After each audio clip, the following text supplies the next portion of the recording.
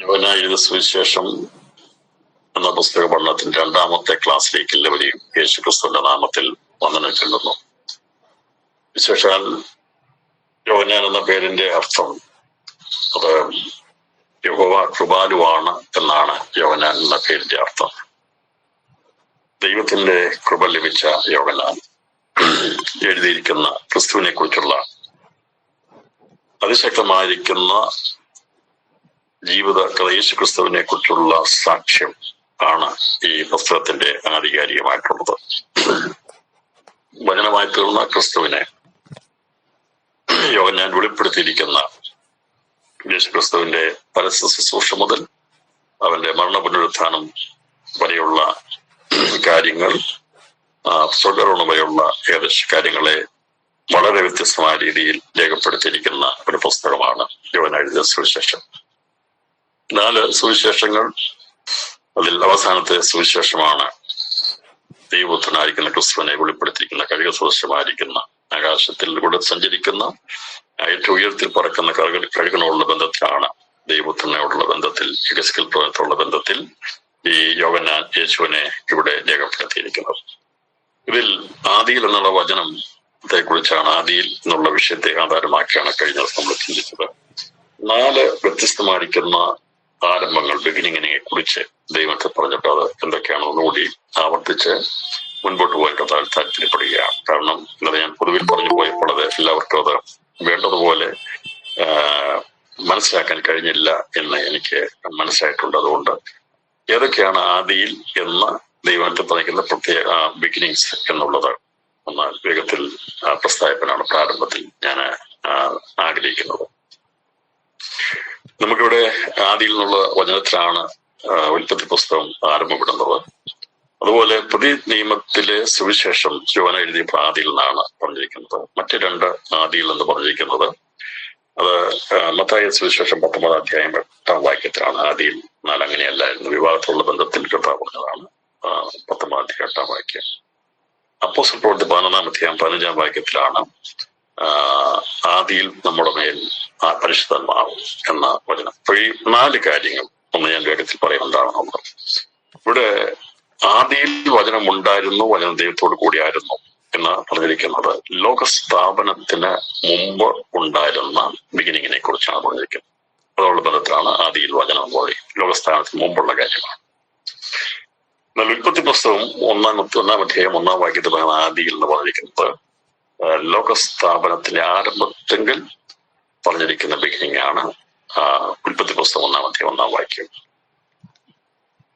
അപ്പോൾ ലോകസ്ഥാപനത്തിന് മുമ്പ് ആദിയിൽ എന്ന് പറയുമ്പോൾ സകല സൃഷ്ടിയും, ആദിയിൽ ദൈവവും ആകാശവും ഭൂമിയും സൃഷ്ടി എന്ന് പറയുമ്പോൾ നമുക്കറിയത്തില്ല ഏതെല്ലാം സൃഷ്ടികളാണ് ദൈവത്തിനുള്ളതെന്ന്. അപ്പോൾ സൃഷ്ടിക്കപ്പെട്ടതും സൃഷ്ടിക്കപ്പെടാനുള്ളതും സകലതും വചനം മുഖാന്തരമാണ്. അപ്പോൾ ആദിയിൽ വചനം ഉണ്ടായിരുന്നു എന്ന് പറയുമ്പോൾ ലോകസ്ഥാപനത്തിന് മുമ്പ് നമുക്ക് ഉൽപ്പത്തി പുസ്തകത്തിൽ ലഭിച്ചിരിക്കുന്നത് പ്രാരംഭ ലോകസ്ഥാപനത്തിലുള്ള ബന്ധത്തിലാണ്. വിഷയങ്ങളെ കുറിച്ചാണ് ഉൽപ്പത്തി പുസ്തകം 1 അധ്യായത്തിന്റെ ആദിയിൽ പറഞ്ഞിരിക്കുന്നത്. അപ്പോൾ ലോകസ്ഥാപനത്തിന് മുമ്പുള്ള വചനമാകുന്ന ദൈവത്തെ ക്രിസ്തുവിനെ വെളിപ്പെടുത്തുകയാണ് യോഹന്നാൻ ആദിയിൽ എന്ന് പരാമർശിച്ചിരിക്കുന്ന പ്രാരംഭ വചനത്തിൽ നിന്ന് നമുക്ക് ലഭിക്കുന്ന പ്രധാന വസ്തുത. രണ്ടാമതായി ആദിയിൽ എന്ന് പറഞ്ഞിരിക്കുന്നതാണ് ഉൽപ്പത്തി പുസ്തകം പറഞ്ഞിരിക്കുന്നത് ലോകസ്ഥാപനത്തോടുള്ള ബന്ധത്തിലാണ്.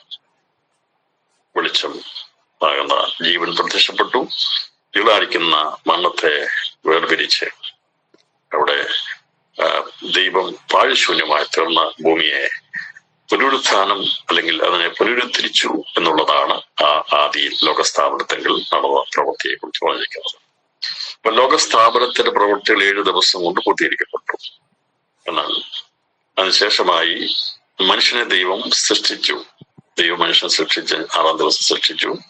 7-ാം ദിവസത്തിൽ ദൈവം സ്വസ്ഥനായിരുന്നു. അതിനുശേഷമാണ് കുടുംബ വ്യവസ്ഥ കർത്താവ് ഉണ്ടാക്കുവാൻ കഴിയാത്തത്. ലോകസ്ഥാപനത്തിന്റെ പ്രവൃത്തി തീർന്ന ശേഷമായി, ലോകസ്ഥാപനത്തിന്റെ പ്രവൃത്തി തീർന്ന ശേഷമായി മനുഷ്യ ദൈവം സൃഷ്ടിച്ചത് യെരൂശലേമിലെ മണ്ണിൽ നിന്നാണെന്നുള്ളത് ഇതിനോടകം നമ്മൾ പല ക്ലാസ്സുകളിൽ ആവർത്തിച്ച് പറഞ്ഞിട്ടുണ്ട്. ഇവിടെ മധ്യഭാഗമാകുന്ന യെരൂശലേമിലെ മണ്ണിൽ നിന്നാണ് ആദത്തെയും ഹവ്വയും ദൈവം സൃഷ്ടിച്ചത്. ആദത്തെ സൃഷ്ടിച്ചത്, ആദം സൃഷ്ടിക്കപ്പെട്ടത് യെരൂശലേമിൽ നിന്നാണ്. അതിന് കിഴക്കായിട്ടാണ് ഏദൻ തോട്ടം ഉണ്ടാക്കി അവിടെ ദൈവം ആദത്തെ കൊണ്ടിയാക്കുകയും ഏദൻ തോട്ടത്തിൽ വെച്ചാണ് ഹവ്വയെ ദൈവം വേർപിരിച്ചെടുത്തത്. അതൊരു ബിഗിനിങ് ആയിരുന്നു, ആരംഭമായിരുന്നു. അതാണ് മത്തായി സുവിശേഷം 19-ാം അധ്യായം 8-ാം വാക്യത്തിൽ പറഞ്ഞിരിക്കുന്ന വചനം പറഞ്ഞിരിക്കുന്നത്. 10-ാം അധ്യായം സുവിശേഷം 10-ാം അധ്യായം 8-ാം വാക്യം പരീശന്മാർ വന്ന് വിവാഹമോചനത്തെ കുറിച്ച് പറയുന്ന സമയത്ത് ദൈവം അവരോട് പറയുന്നത് ആദിയിൽ അങ്ങനെയല്ലായിരുന്നു. പറഞ്ഞതിന്റെ അർത്ഥം ദ ബിഗിനിങ്, ദൈവം ആദത്തെ ഹവ്വയും ആദത്തിൽ നിന്ന് ഹവ്വയെ സൃഷ്ടിച്ച് ആദത്തോടുകൂടെ ചേരുവാൻ വേണ്ടി അവരെ ഒന്നാക്കി വിവാഹത്തിലൂടെ നിർത്തിയപ്പോൾ കഥ പറയുകയാണ്, ആദിയിൽ അങ്ങനെ വേർപിരിക്കാൻ വേണ്ടിയല്ല ദൈവം ലോകസ്ഥാപനത്തിന്റെ അവസാനത്തെങ്കിൽ അഥവാ ലോകസ്ഥാപനം കഴിഞ്ഞ ശേഷമായി ലോകസ്ഥാപനത്തിന്റെ അവസാനം നിഷ്പാപയുഗത്തിൽ ആണ് ദൈവം ഒന്നാമത്തെ കുടുംബത്തെ ദൈവം ഉരുവാക്കിയെടുത്തത്. 10-ാം അധ്യായം 8-ാം വാക്യം ഇങ്ങനെ പറഞ്ഞിരിക്കുന്നത്, അവൻ അവരോട് നിങ്ങളുടെ ഹൃദയകാഠിന്യ നിമിത്തമത്രേ ഭാര്യമാരെ ഉപേക്ഷിപ്പാൻ മോശ അനുവദിച്ചത്. ആദിയിൽ അങ്ങനെയല്ലായിരുന്നു. കർത്താവ് ലോകത്തിൽ വന്ന സമയത്തെ കുറിച്ച് പറയുമ്പോൾ അത് വളരെയധികം തിന്മകൾ നിറഞ്ഞ ഒരു കാലഘട്ടമായിരുന്നു. ദൈവം നന്മയായി കൊടുത്തിരുന്ന പ്രമാണങ്ങളെല്ലാം വളച്ചൊടിച്ച് അത് നന്മയ്ക്ക് പകരം തിന്മയാക്കി ഒരു കൂട്ടം ആൾക്കാർ, മേധാവികൾ അതിനെ കൈവശപ്പെടുത്തിക്കൊണ്ട് അവരുടെ സ്വന്തം ഇഷ്ടത്തിന് വേണ്ടി, അവരുടെ ഉന്നമനത്തിന് വേണ്ടി ദൈവത്തെ വളച്ചുകൂട്ടി അവരുടെ താല്പര്യത്തിന് വേണ്ടി അതിനെ ഉപയോഗിക്കുന്ന ഒരു കാലഘട്ടത്തിലാണ് യേശു ലോകത്ത് വരുവാനായിട്ട് ഇടയാക്കുന്നത്. അപ്പോൾ അന്നത്തെ ഒരു വിഭാഗം ജനത, പ്രത്യേകിച്ച് സ്ത്രീകൾ, വളരെയധികം പ്രയാസം അനുഭവിക്കുന്ന ഒരു കാലഘട്ടമായിരുന്നു. ആരെ വേണമെങ്കിലും ഈ ഒരു വാക്യത്തിന്റെ മറവിൽ അല്ലെങ്കിൽ വചനത്തിന്റെ അടിസ്ഥാനത്തിൽ ഒഴിവാക്കി വിടാമെന്ന ഒരു സന്ദർഭത്തിലാണ് യേശു വളരെ ശക്തമായി അവിടെ പ്രഭാഷണം നടത്തുന്നത്. യേശുവിന്റെ സന്ദേശങ്ങൾ അന്നത്തെ ലോകത്തിൽ ആ യഹൂദന്മാരുടെ വഴിതെറ്റിയ ജീവിതം നയിച്ചവരുടെ ഹൃദയത്തിന്റെ അകത്ത് വലിയ ആഘാതമാണ് സൃഷ്ടിച്ചത്. കാരണം യേശു സംസാരിക്കുന്ന ഓരോ വാക്കുകളും സാധാരണക്കാർക്ക് ആശ്വാസവും പീഡിതന്മാർക്ക് അത് വിടുതലും ആശ്വാസവുമായി തീരുമ്പോൾ മറുഭാഗത്ത് പീഡിപ്പിക്കുന്ന അല്ലെങ്കിൽ ഇതിന്റെ സാർത്ഥമായിരിക്കുന്ന ലാഭം ലഭിച്ചുകൊണ്ടിരുന്നവർക്ക് അതൊരു ഇടുത്തിയായി മാറുവാട്ടിടയാത്തത്. അതാണ് ക്രിസ്തുവിനുള്ള ശത്രുത വർദ്ധിപ്പാട്ടിടയാത്തത്. ഇപ്പോൾ കഥ പറഞ്ഞു, നിങ്ങൾക്ക് ദൈവം അനുവദിച്ചെന്ന ഹൃദയകാഠിന്യം, അല്ലെങ്കിൽ ഇങ്ങനെ ഹൃദയത്തിൽ ഇഷ്ടമില്ലാത്ത കഠിനനായിരിക്കുന്ന ഒരുവന്റെ കൂടെ ഭാര്യയായി നിൽക്കുന്നതിനേക്കാൾ നല്ലത് നീ അവളെ ഉപേക്ഷിച്ചേക്കെന്നുള്ള രീതിയിൽ ദൈവം അവിടെ കൊടുത്തത് ആ സ്ത്രീ അവിടെ കിടന്ന് കഷ്ടപ്പെടാതിരിക്കാൻ വേണ്ടിയാണ്. അതുകൊണ്ടാണ് അങ്ങനെ ഒരു നിയമം കൊടുത്തിരുന്നത്. പക്ഷെ ഇവരതിനെ വല്ലാതെ ദുരുപയോഗം ചെയ്ത സമയത്ത് ദൈവോട് പറഞ്ഞു, നിങ്ങളുടെ ഹൃദയകാഠിന്യം നിമിത്തമാണ് നിങ്ങൾ സംഭവിക്കുന്നത്. വിവാഹമോചനം ഹൃദയകാഠിന്യം അത് ആ സ്ത്രീ ആണെങ്കിലും പുരുഷനാണെങ്കിലും ചെയ്യുമ്പോൾ ആ ദൈവം സ്ഥാപിച്ചിരിക്കുന്ന കുടുംബ വ്യവസ്ഥയിൽ നിന്ന് മാറിപ്പോകുമ്പോൾ ഒരു കാര്യം മനസ്സിലാക്കുക, ഹൃദയത്തിന്റെ കാഠിന്യം അല്ലെങ്കിൽ അവിശ്വാസം വല്ലാതെ വർദ്ധിച്ചു വന്ന സ്നേഹം നഷ്ടപ്പെടുമ്പോഴാണ് വിവാഹമോചനം വർദ്ധിക്കുന്നത്. കാലത്തും അത് വളരെ കൂടി വരുന്നതുകൊണ്ട് നമ്മൾ ശ്രദ്ധിക്കേണ്ടിയിരിക്കുന്നത് മനുഷ്യൻ സ്വാർത്ഥന്മാരായി മാറുന്ന ഒരു കാലഘട്ടം എപ്പോഴും കാലഘട്ടത്തിന്റെ അവസാനത്തിലേക്ക് വരുമ്പോഴാണ്. മാറ്റങ്ങൾ സംഭവിക്കാനുള്ള സമയമാകുമ്പോഴാണ് ഹൃദയകഠിനത വർദ്ധിക്കുന്നത്. അത് തെളിവായി നിൽക്കുന്നത് ഇനി അധികം നാള് ഈ ലോകം ഇങ്ങനെ മുമ്പോട്ട് പോകത്തില്ല. ഇതിനു മുമ്പായി ദൈവത്തിന്റെ പദ്ധതികൾ ദൈവം പൂർത്തിയാക്കുമെന്നുള്ളത് നമുക്ക് മനസ്സിലാക്കാൻ സാധിക്കുന്നു. അത് ഞാനത് ദൈവ വധിക്കണമെങ്കിൽ തുടർന്ന് വചനത്തിന്റെ തെളിവിലൂടെ എപ്പോഴാണ് യോഹന്നാൻ പ്രത്യക്ഷപ്പെട്ടത്, യോഹന്നാൻ വന്നതിനെ കുറിച്ചൊക്കെ, യോഹന്നാൻ സ്നാപകൻ വന്നത്, യേശു ക്രിസ്തു എപ്പോഴാണ് വന്നതെന്നുള്ളത് സമയത്തിനുള്ള ബന്ധത്തിൽ നമ്മൾ ചിന്തിക്കുന്നതായിരിക്കും. അപ്പോൾ ഇവിടെ ഞാൻ പറഞ്ഞ മൂന്നാമത്തെ ആദിയിൽ എന്ന് പറഞ്ഞിരിക്കുന്നത് നിഷ്പാപയുഗത്തിൽ അഥവാ ലോകസ്ഥാപനത്തിന്റെ പ്രവർത്തികളെല്ലാം കഴിഞ്ഞ ശേഷമായി ദൈവം മനുഷ്യനിൽ നിന്ന്, ആ പുരുഷനിൽ നിന്ന് സ്ത്രീയെ വേർതിരിച്ച് അവരെ ഒന്നാക്കി തീർക്കാൻ വേണ്ടി രണ്ട് വ്യക്തിത്വങ്ങളാക്കി ഏതനിൽ ആക്കി വെക്കുകയും അവരെ കുടുംബ വ്യവസ്ഥയിലേക്ക് കൊണ്ടുവരികയും ഐക്യത്തിലേക്ക് കൊണ്ടുവരികയും ചെയ്ത ആ സമയത്തെ കുറിച്ചാണ് ആദ്യം. അതൊരു ബിഗിനിങ് ആണ്, കുടുംബ വ്യവസ്ഥയുടെ ബിഗിനിങ് ആണ് അവിടെ ആരംഭപ്പെട്ടത്. മറ്റൊരു ആദിയിൽ എന്ന് പറഞ്ഞിരിക്കുന്നത് ലോക അവസാനത്തെങ്കിൽ ആദിയിൽ യേശു ക്രിസ്തു ലോകാവസാനത്തിൽ പ്രതിഷ്ഠപ്പെട്ട ശേഷമായി അവൻ ലോകാവസാനത്തെങ്കിൽ പ്രത്യക്ഷപ്പെട്ട ക്രിസ്തു വചനജഡമായി തീർന്നു. ശേഷമായി ദൈവത്തിന്റെ ദാനമായിരിക്കുന്ന പരിശുദ്ധാത്മാവിനെ ഭൂമിയിൽ നൽകിയിരിക്കുന്നതിനെ കുറിച്ചാണ് അപ്പോസ്തല പ്രവൃത്തി 11-ാം അധ്യായം അതിന്റെ 15-ാമത്തെ വാക്യത്തിൽ പറഞ്ഞിരിക്കുന്നത്. നമ്മൾ പാട്ടൊക്കെ പാടാൻ ആദിയിൽ എന്ന പോലെ ആത്മാവിനെ പകരണമേ എന്നൊക്കെ പാടുന്നത് ഈ വചനത്തെ അടിസ്ഥാനമാക്കിയാണ്. പാടുന്നത്. പ്രവൃത്തി 14-ാം അധ്യായം അതിന്റെ 15-ാം വാക്യം, ഞാൻ സംസാരിച്ചു തുടങ്ങിയപ്പോഴേക്കും പരിശുദ്ധാത്മാവ് ആദിയിൽ നമ്മുടെ മേൽ എന്ന പോലെ അവരുടെ മേലും വന്നു. അപ്പോൾ അതൊരു ബിഗിനിങ് ആണ്. പരിശുദ്ധാത്മാവിന്റെ യുഗം ആരംഭിച്ചു, അതൊരു ബിഗിനിങ് ആണ്. അപ്പോൾ 4 ആദികളെ, ബിഗിനിങ്ങിനെ കുറിച്ച്, ആരംഭത്തെ കുറിച്ചാണ് ഇവിടെ നാം ചിന്തിച്ചത്. ഒന്ന്, യോഹന്നാൻ എഴുതിയ സുവിശേഷത്തിൽ കാണുന്ന ആദിയിൽ എന്നുള്ളത് ലോക സ്ഥാപനത്തിന് മുമ്പുള്ള ആദിയാകുന്ന വചനത്തെ കുറിച്ച്, ദൈവവിപ്സിനെ കുറിച്ച് പറയുന്നു. ഉൽപ്പത്തി പുസ്തകത്തിൽ പറഞ്ഞിരിക്കുന്ന ലോക സ്ഥാപനത്തെങ്കൽ, ആരംഭത്തെങ്കൽ വെളിപ്പെട്ട വചനമാകുന്ന, വെളിച്ചമായിരിക്കുന്ന, ജീവനായിരിക്കുന്ന ക്രിസ്തുവിനെ ആദിയിൽ വെളിപ്പെടുത്തുന്നു. അതിന്റെ 3-ാമത് ആദിയിൽ എന്ന് പറഞ്ഞിരിക്കുന്നത് മനുഷ്യനെ ദൈവം സൃഷ്ടിച്ച് പരമോന്നതമായിരിക്കുന്ന പദവിയിലേക്ക് എത്തേണ്ടതായ മനുഷ്യ സൃഷ്ടിയെ കുറിച്ചുള്ള കാഴ്ചപ്പാട് ദൈവം നൽകുന്നതാണ് 3-ാമത്തെ ആദിയിൽ എന്ന് പറഞ്ഞിരിക്കുന്നത്. അത് ആദമിക കുടുംബത്തിന്റെ ആരംഭത്തെ കുറിച്ചാണ് അവിടെ പറഞ്ഞിരിക്കുന്നത്. അതാണ് 3-ാമത് പറഞ്ഞിരിക്കുന്ന ബിഗിനിങ് പറഞ്ഞിരിക്കുന്ന ആദിയിൽ. 4-ാമത്തെ ആദി അല്ലെങ്കിൽ ബിഗിനിങ് എന്ന് പറഞ്ഞിരിക്കുന്നത് യേശുക്രിസ്തു ജഡത്തിൽ വന്ന്, മനുഷ്യനായി വന്ന് പാപങ്ങൾക്ക് പരിഹാരം വരുത്തിയ ശേഷമായി ക്രിസ്തുവിനോട് ചേരാനുള്ള മണവാട്ടി സഭയെ ഒരുക്കിയെടുക്കാൻ വേണ്ടി പരിശുദ്ധാത്മാവിനെ ഭൂമിയിലേക്ക് അയച്ചതാണ് 4-ാമത്തെ ബിഗിനിങ്.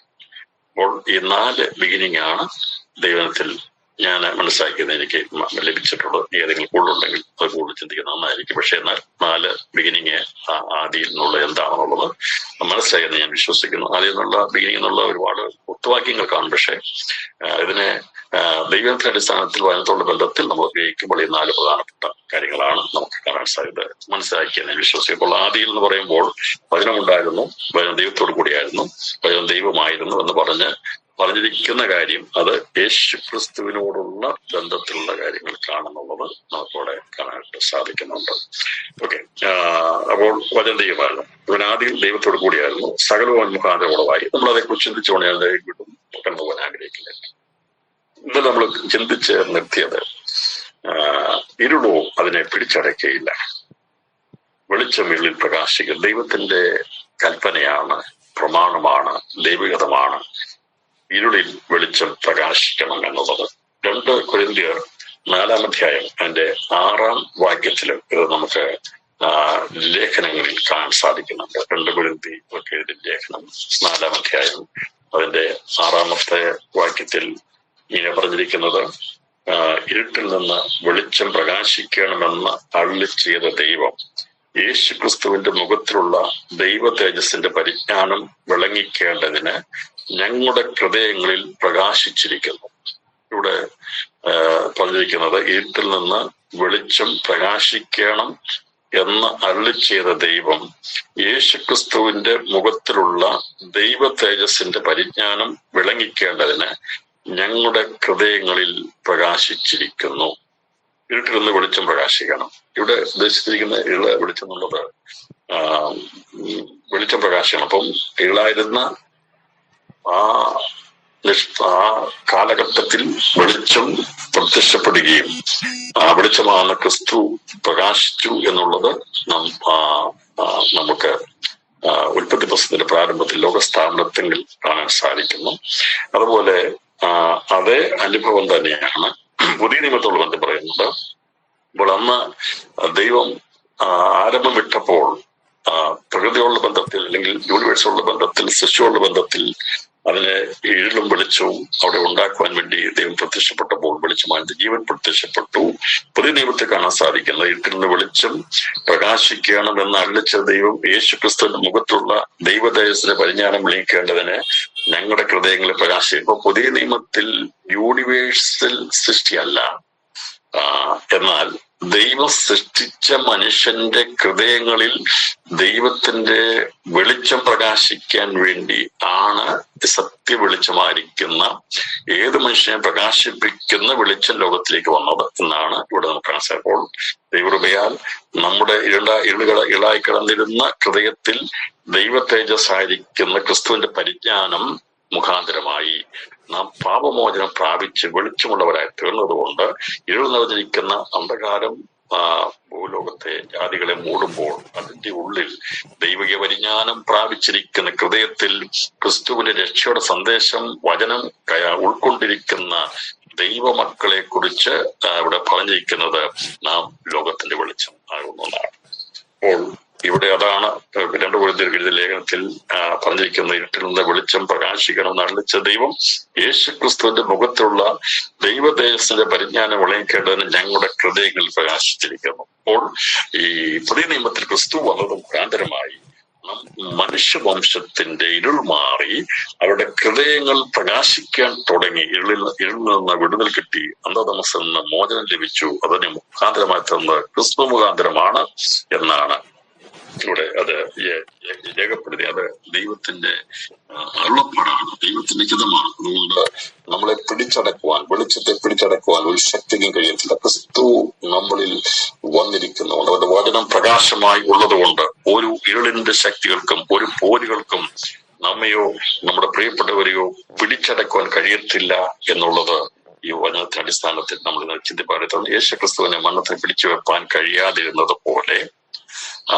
ദൈവസഭയുടെ അല്ലെങ്കിൽ പുനരുത്ഥാനം വിശുദ്ധന്മാരുടെ നടക്കുമ്പോൾ അവരെ പിടിച്ചു വെക്കുവാനോ അവരുടെ യാത്രയെ തടയുവാനോ ഒരു ശക്തിക്കും കഴിയത്തില്ല. ഇരുളിനെ വെളിച്ചമാകുന്ന ദൈവമക്കളുടെ ഉന്നമനത്തെ, ഉയർച്ചയെ, പുനരുത്ഥാനത്തെ അല്ലെങ്കിൽ നന്മയെ തടഞ്ഞു വെക്കുവാൻ കഴിയത്തില്ല. അതെപ്പോഴും ജയാളിയായിരിക്കും എന്നാണ് ഇവിടെ പറഞ്ഞിരിക്കുന്നത്. അർത്ഥമുള്ളതിനെ പിടിച്ചടക്കിയില്ല. പിടിച്ചടക്കാൻ ശ്രമിക്കുന്ന ശക്തികളുണ്ട്, യുദ്ധമുണ്ട്, പോരാട്ടമുണ്ട്. ഇരുളും വെളിച്ചം തമ്മിൽ എപ്പോഴും പോരാട്ടമുണ്ടെന്നാൽ ദൈവത്തെ പറഞ്ഞിരിക്കുന്നത് നമ്മെ പിടിച്ചടക്കുവാൻ ഒരു ശക്തിക്കും കഴിയത്തില്ല എന്ന് ഈ പകൽ സമയത്തും ഈ രാത്രിയിലെ തിരുവചന പഠനത്തിലും പ്രിയപ്പെട്ടവരെ നമ്മെ പിടിച്ചടക്കുവാൻ ഒരു ശക്തിക്കും കഴിയത്തില്ല എന്ന് നാം പൂർണ്ണമായിട്ടും ഉറച്ചിരിക്കുകയാണ്. അതിനകത്ത് മാറ്റമില്ലാത്ത, ദൈവ പ്രവൃത്തിക്ക് മാറ്റമില്ലാത്ത ഉള്ളതിനെ പിടിച്ചടക്കിയില്ല. ദൈവം അയച്ചിട്ട ഒരു മനുഷ്യൻ വന്നു.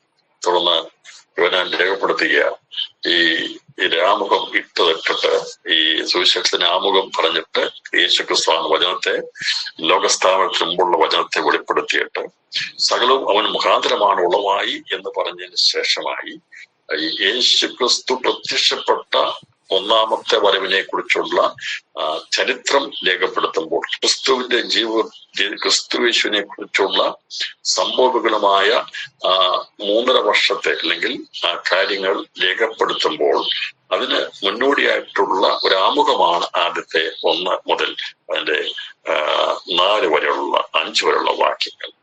പിടിച്ചടക്കാത്ത വെളിച്ചമായിരിക്കുന്നതാണ് വെളിച്ചമാകുന്ന ക്രിസ്തു. അവൻ ഇരുളിന്ന് പ്രകാശിക്കും, അവൻ മുഖാന്തരമായി വെളിച്ചമുളവാകും, അത് മനുഷ്യരുടെ വെളിച്ചമാണ്. തുറന്നുള്ള കാര്യങ്ങൾ പറയുമ്പോൾ അവൻ ഭൂമിയിൽ വരുന്നതിന് വേണ്ടി അവനെ അയക്കുന്നതിന് മുമ്പ്, ഭൂമിയിലേക്ക് എത്തുന്നതിന് മുമ്പ് ദൈവം അയച്ചിട്ട് ഒരു മനുഷ്യൻ വന്നു, അവന് യോഹന്നാൻ എന്ന പേർ. അപ്പോൾ ഈ പ്രവചനം പഴയ നിയമ പ്രവചനത്തിന്റെ അവസാന വാക്യങ്ങളുടെ പൂർത്തീകരണമാണ്. പഴയ നിയമ പുസ്തകങ്ങളുടെ അവസാന പുസ്തകം 39 പുസ്തകമുണ്ട്. അതിൽ 30-ാമത്തെ പുസ്തകമായിരിക്കുന്ന മലാഖിയുടെ പ്രവചനത്തിൽ പറഞ്ഞിരിക്കുന്ന പ്രവചനത്തിന്റെ അവസാന വാക്യങ്ങളുടെ പൂർത്തീകരണമാണ് ഇവിടെ യോഹന്നാൻ രേഖപ്പെടുത്തിയിരിക്കുന്നത്. ഇവിടെ രേഖപ്പെടുത്തിയിരിക്കുന്നത് ദൈവം അയച്ചിട്ട് ഒരു മനുഷ്യൻ വന്നു, അവന് യോഹന്നാൻ എന്ന പേർ. അപ്പോൾ ഈ ദൈവത്തിനകത്ത് എല്ലാം അങ്ങനെ വിശദമായി എഴുതിയിട്ടില്ല. ഓരോ വാക്കുകൾക്കകത്തും അടങ്ങിയിരിക്കുന്ന ദൈവിക മർമ്മങ്ങൾ വലുതാണ്. ദൈവം അയച്ചിട്ട് ഒരുവൻ വന്നു. അപ്പോൾ അത് എന്താണ് ആ പറഞ്ഞതിന്റെ അർത്ഥമെന്ന് നമുക്കത് മനസ്സിലാക്കണമെങ്കിൽ മലാഖിയുടെ പ്രവചനം 4-ാം അധ്യായം അതിന്റെ 5 മുതലുള്ള വാക്യങ്ങൾ വായിക്കണം. യഹോവയുടെ വലുതും ഭയങ്കരമായ നാൾ വരുന്നതിന് മുമ്പ് ഞാൻ നിങ്ങൾക്ക് ഏലിയ പ്രവാചകനെ അയക്കും. അപ്പോൾ ഏലിയ പ്രവാചകനെ അയക്കും എന്ന് പറഞ്ഞിരിക്കുന്ന ആ വചനമാണ് ദൈവം അയച്ചിട്ട് ഒരു മനുഷ്യൻ വന്നു എന്ന് പറഞ്ഞിരിക്കുന്നത്. അപ്പോൾ ഇവിടെ 6-ാം വാക്യത്തിൽ പറഞ്ഞിരിക്കുന്ന വചനത്തിന്റെ നിവർത്തീകരണം, അത് നിവർത്തീകരിക്കപ്പെടുന്നു. അതിന്റെ പ്രവചന ഭാഗം നമുക്ക് കാണാൻ സാധിക്കുന്നത് മലാഖിയുടെ പ്രവചനത്തിലാണ്. ദൈവം അയച്ചിട്ട് ഒരു മനുഷ്യൻ വന്നു. എപ്പോൾ വന്നു? എന്തിനു വന്നു എന്നുള്ളതാണ് അടുത്ത ചോദ്യം. അതാണ് അവിടെ രേഖപ്പെടുത്തിയിരിക്കുന്നത്. അവിടെ ഇങ്ങനെ എഴുതിയിരിക്കുന്നത്, യഹോവയുടെ വലുതും ഭയങ്കരവുമായ നാൾ വരുന്നതിന് മുമ്പേ ഞാൻ നിങ്ങൾക്ക് ഏലിയ പ്രവാചകനെ അയക്കും. അപ്പോൾ ദൈവത്തിന് വലുതും ഭയങ്കരമായ നാൾ എന്നുള്ളത് കർത്താവിന്റെ രണ്ടാമത്തെ വരവാണ്. അന്ന് വരുമ്പോൾ ഞാൻ വന്ന ഭൂമിയെ സംഹാര ശപഥം കൊണ്ട് ദണ്ഡിപ്പിക്കാതിരിക്കേണ്ടതിന് അവൻ അപ്പന്മാരുടെ ഹൃദയം മക്കളോടും മക്കളുടെ ഹൃദയം അപ്പന്മാരോടും ധരിപ്പിക്കും. പ്രിയപ്പെട്ടവരെ, ഈ വചനം വായിക്കുമ്പോൾ ദൈവം അയച്ചിട്ട് ഒരു മനുഷ്യൻ വന്നു, അവന് യോഹന്നാൻ എന്ന പേർ എന്ന് പറയുമ്പോൾ അവർ സെന്റൻസിന്റെ അകത്ത് അടങ്ങിയിരിക്കുന്നത് പഴയ നിയമത്തിന്റെ ആകെ ഉള്ള സത്യമായ വചനത്തെയാണ് ചെയ്യുന്നത്. അപ്പോൾ നമുക്കറിയാം, യോഹന്നാൻ വരെ ന്യായപ്രമാണവും പ്രവാചകന്മാരും യോഹന്നാൻ വരെ പ്രവചിച്ചു. യോഹന്നാൻ വന്നതിന് ശേഷമായി അവസാനത്തെ പ്രവാചകനായി പഴയ നിയമം പൂർത്തീകരിക്കപ്പെട്ടു. അത് നിവൃത്തീകരിക്കപ്പെടാൻ വേണ്ടിയാണ് യേശു വന്നത്. ഗ്രന്ഥത്തിനൊക്കെ വായിക്കുമ്പോൾ കാണാൻ സാധിക്കുന്നുണ്ട്. ന്യായപ്രമാണത്തെ കുറിച്ചും എന്തിനായിരുന്നു പ്രവാചകന്മാരെ കുറിച്ചും ഒക്കെയുള്ള കാര്യങ്ങൾ. അപ്പം അബ്രഹാമിന്റെ വംശത്തിൽപ്പെട്ട മോശയുടെ ന്യായപ്രമാണ പ്രവാചകന്മാർ പറഞ്ഞിരിക്കുന്ന തലമുറകളോട് എത്ര പറഞ്ഞാലും അവർക്കത് ഉൾക്കൊള്ളാൻ കഴിയത്തില്ല. ഒരാൾ പാരമ്പര്യത്തെ അങ്ങ് മുറുകെ പിടിച്ചുകൊണ്ട് നിൽക്കുമ്പോൾ കാര്യകാര്യ സഹതമായി അതിനെ അങ്ങനെയല്ല, അത് വചനത്തിന് നിവൃത്തിയായിരുന്നുവെന്ന് പല ആവർത്തി പറഞ്ഞു കൊടുത്താലും ചിലർക്കത് മനസ്സിലാകത്തില്ല. എന്നാൽ കൃപയുള്ളവർക്ക് മാത്രമേ ദൈവവചനത്തിന്റെ സത്യത്തെ കാലത്തിനനുസരിച്ച് ഗ്രഹിക്കാൻ കഴിയത്തു. ഓരോ സമയാസമയങ്ങളിൽ നിറവേറപ്പെടുന്ന വചനം വേണ്ടതുപോലെ ഗ്രഹിച്ചെടുക്കണമെങ്കിൽ അതിന് ആവശ്യമായിരിക്കും ദൈവകൃപയാണ്. അല്ലെങ്കിൽ ചെവി ഉണ്ടെങ്കിൽ കേൾക്കാൻ കഴിയത്തില്ല. അതുകൊണ്ടാണ് കർത്താവ് ചെവികളും കേൾക്കട്ടെ എന്ന് പറയുന്നത്. ഒരുപാട് പേര് പല ആവർത്തി ബൈബിൾ വായിക്കുന്നവരാണ്, പലതും മനസ്സിലാക്കി ഗ്രഹിക്കുന്നവരാ, ചിന്തിക്കുന്നവരാ, പ്രസംഗിക്കുന്നവരാ. പക്ഷെ ഇന്നും ഭൂരിപക്ഷം ആൾക്കാർക്കും ഇന്ന് വരെയും ദൈവവചനത്തിൽ പറഞ്ഞിരിക്കുന്ന കാര്യങ്ങളുടെ സമയാസമയങ്ങളിൽ നടക്കുന്ന കാര്യങ്ങളെ കുറിച്ചുള്ള തിരിച്ചറിവില്ലാതെ പോകുന്നത് കൊണ്ട് പാരമ്പര്യങ്ങളിൽ ആണ്ടുപോയിക്കൊണ്ടിരിക്കുന്നു. പ്രിയപ്പെട്ടവരെ, ദൈവമക്കളായിരിക്കും നമുക്കും സമയാനുഭവമായിരിക്കുന്ന മാറ്റങ്ങൾ മനസ്സിലാക്കി ദൈവവചനത്തിന്റെ ഈ വചനത്തിനൊത്തവണ്ണം നാമും കാഴ്ചപ്പാടുകൾ വെക്കേണ്ടവരായിരിക്കണം. അതിന് അനുസരിച്ച് നമ്മുടെ പഠനങ്ങളും നമ്മുടെ ചിന്താഗതികളും താല്പര്യങ്ങളും ഒരുക്കങ്ങളും ഒക്കെ ഉണ്ടാകണം. എല്ലാറ്റിലുപരി നാം ഈ ലോകത്തുനിന്ന് മാറ്റപ്പെടും, അല്ലെങ്കിൽ നമ്മുടെ കർത്താവ് വരും. അതനുസരിച്ച് നമ്മുടെ ജീവിതത്തിന് ഓരോ ദിവസവും മാറ്റങ്ങളുടെ ദിവസമായിരിക്കണം. ഇന്നലെ പോലെ ഇന്നാകാൻ ദൈവം ആഗ്രഹിക്കുന്നില്ല. നമുക്ക് ആഗ്രഹമുണ്ട്, കർത്താവെ ഇന്നലേക്കാൾ ഉപരിയായി അങ്ങയുടെ കൃപ എനിക്ക് ആവശ്യമാണ്, അങ്ങയുടെ പരിശുദ്ധാത്മാവിനെ എനിക്ക് ധാരാളമായി നൽകണമേ. കർത്താവ് ഇതിന്റെ കൃപ കൊണ്ട് എന്നെ പൊതിയണമേ, എന്നെ വളർത്തണമേ, എന്നെ പണിയണമേ, എന്റെ വരവിനായി ഒരുക്കണമേ എന്നുള്ള വാഞ്ച ഓരോ ദിവസവും നമുക്ക് അനുദിനം ഉണ്ടാകേണ്ടത് അത്യന്താപേക്ഷിതമായിരിക്കുന്ന കാര്യമാകുന്നു. എന്നാൽ അതിൽ നിന്ന് നമ്മെ തെറ്റിച്ചു കളയാൻ വേണ്ടി പലതായിട്ടുള്ള ചിന്തകളും കാര്യങ്ങൾ വരുമ്പോൾ നാം പഴയതായി മാറും. നാം എപ്പോഴും പുതുക്കമുള്ളവരായി അനുദിനം പുതുകുന്ന ദൈവത്താൽ നാം ബലപ്പെട്ട് ശക്തി പ്രാപിച്ച് പ്രാർത്ഥിച്ചും ആത്മാവിൽ ധ്യാനിച്ചും വചനങ്ങളെ ചിന്തിച്ചും ദൈവീയ പ്രത്യാശയോടുകൂടി മുന്നേറുന്നെങ്കിൽ മാത്രമേ നമുക്ക് ജീവിതത്തിൽ പുതുക്കം പ്രാപിപ്പാൻ കഴിയും. നാൾക്ക് നാൾ പുതുക്കം പ്രാപിക്കുന്ന പറഞ്ഞിരിക്കുന്നത്. ഒരു ദിവസം കൊണ്ട് പുതുക്കം തീരുന്നില്ല, എല്ലാ ദിവസവും പുതുക്കം വരിക. നമുക്കറിയാം, ഒരു ദിവസം മാറിക്കഴിയുമ്പോൾ പുതിയ ദിവസമോ ഇന്നലത്തെ ഡേറ്റ് ഇന്ന് പ്രാബല്യത്തിലില്ല, അത് മാറിപ്പോയി. ഇപ്പൊ ഇന്ന് നിങ്ങൾ ചെക്ക് ഒപ്പിടുമ്പോൾ, നിങ്ങൾ എവിടെയെങ്കിലും ഒപ്പിടുമ്പോൾ ഇന്നലത്തെ ഡേറ്റ് വെച്ചിട്ട് കഴിഞ്ഞാൽ അത് സമ്മതിക്കത്തില്ല, അത് പഴയതാണ്, പുതിയത് അംഗീകരിക്കത്തില്ല. അങ്ങനെയാണെങ്കിൽ നമ്മുടെ ജീവിതത്തിന് അത്രമാത്രം പുതുക്കം ആവശ്യമാണ്. ഇന്നലെക്കുള്ള നവീകരണം ആവശ്യമാണ്. ഇതിലൂടെ വന്നത് തിരുവചനത്തെ മനസ്സിലാക്കേണ്ടതുപോലെ ഗ്രഹിക്കാൻ കഴിയാകുന്നതിന്റെ കാരണം ഈ പാരമ്പര്യ ചിന്തകളെല്ലാം തലയ്ക്കകത്ത് കയറി കഴിയുമ്പോൾ പിന്നീട് പുതുക്കം പ്രാപിപ്പാൻ കഴിയത്തില്ല. എന്നാൽ നാം പുതുക്കം പ്രാപിക്കുന്ന തിരുവന്നാൾ തോറും പുതുക്കം പ്രാപിപ്പാൻ ദൈവവചനത്തെ അടിസ്ഥാനത്തിൽ പുതുക്കം പ്രാപിക്കണം. ഒരിക്കലും വചനം വിട്ടുള്ള ദുരുപദേശങ്ങളാകുന്ന ഇളക്കപ്പെരുപ്പങ്ങളിലേക്ക് പോകാൻ പാടില്ല. അത് നമ്മെ പരാജയപ്പെടുത്തി കളയും, നമ്മെ വഴിതെറ്റിച്ച് കളയും. ഒക്കെ ആത്മീയ തീക്ഷണതയോടുകൂടി എല്ലായിടത്തും പോയി തലവെച്ചു കൊടുക്കുന്ന ഒരു പദ്ധതിയല്ല വേണ്ടത്. വചനം കേട്ട് വചനത്തിനനുസരിച്ച് വചനപ്രകാരമാണോ ആര് സംസാരിച്ചാലും ദൈവപ്രകാരമാണോ എന്ന് ചിന്തിച്ചിട്ടേ നാം എന്ത് ചെയ്യാവുള്ളൂ. അതൊക്കെ നമ്മുടെ ഉള്ളിലേക്ക് ഗ്രഹിക്കാൻ സമ്മതിക്കാവുള്ളൂ എന്നും ഇത്തരണത്തിൽ ഓർപ്പിക്കുന്നു. പിന്നെ ഇവിടെ ഈ പറഞ്ഞത് ദൈവം അയച്ചിട്ട് ഒരുവൻ വന്നു എന്ന് പറയുമ്പോൾ അത് പഴയ നിയമത്തിന്റെ അവസാന അധ്യായത്തിൽ എഴുതി ചേർത്തിരിക്കുന്ന ഭാഗമാണ്. അവിടെ എഴുതിയിരിക്കുന്ന ഭാഗം യഹോവയുടെ വലുതും ഭയങ്കരമായ നാൾ വരുന്നതിന് മുമ്പേ ഞാൻ നിങ്ങൾക്ക് ഏലിയ പ്രവാചകനെ അയക്കും. ഞാൻ വന്നു ഭൂമിയെ സംഹാര ശപഥം കൊണ്ട് ദണ്ഡിപ്പിക്കാതിരിക്കേണ്ടതിന് അവൻ അപ്പന്മാരുടെ ഹൃദയം മക്കളോടും മക്കളുടെ ഹൃദയം അപ്പന്മാരോടും ധരിപ്പിക്കും. രണ്ട് കാര്യമാണ് ഉൽപ്പത്തി പുസ്തകത്തിലും മലാഖിയുടെ പ്രവചനത്തിലും നമുക്ക് കാണാൻ സാധിക്കുന്നത്. ഒന്ന്, ദൈവം അയച്ചിട്ട് തന്റെ പുത്രനെ ലോകത്തിലേക്ക് അയച്ചു. അതാണ് ഒന്നാമത്തെ പ്രവചനം. അതാണ് മാനവവംശത്തോടുള്ള ബന്ധത്തിലെ ആദ്യത്തെ പ്രവചനം. അത് ദൈവപുത്രനെ കുറിച്ചുള്ള പ്രവചനമാണ്. നമുക്കത് ഉൽപ്പത്തി പുസ്തകം പഠിച്ചപ്പോൾ നമ്മൾ ചിന്തിച്ചിരുന്നു. ഉൽപ്പത്തി പുസ്തകത്തിൽ ആദ്യ മനുഷ്യൻ പാപം ചെയ്ത് കഴിഞ്ഞപ്പോൾ ദൈവം അവരോട് വാഗ്ദത്തം പറയുവാനിടയായിരുന്നു. അത് 3-ാം അധ്യായം 15-ാം വാക്യം. ഞാൻ നിനക്കും സ്ത്രീക്കും നിന്റെ സന്തതിക്കുമുള്ള സന്തതിക്കും തമ്മിൽ ശത്രുത്വം ഉണ്ടാക്കും. അവൻ നിന്റെ തല തകർക്കും, നീ അവന്റെ കുതികാൽ തകർക്കും. അപ്പോൾ ഇതാണ് ആദ്യത്തെ മാനവവംശത്തോടുള്ള ബന്ധത്തിലെ വീണ്ടെടുപ്പിന്റെ ജയത്തിന്റെ പ്രവചനം. അത് സ്ത്രീയുടെ സന്തതിയായി വന്ന ക്രിസ്തുവേശുവിനെ കുറിച്ചുള്ള പ്രവചനമാണ്.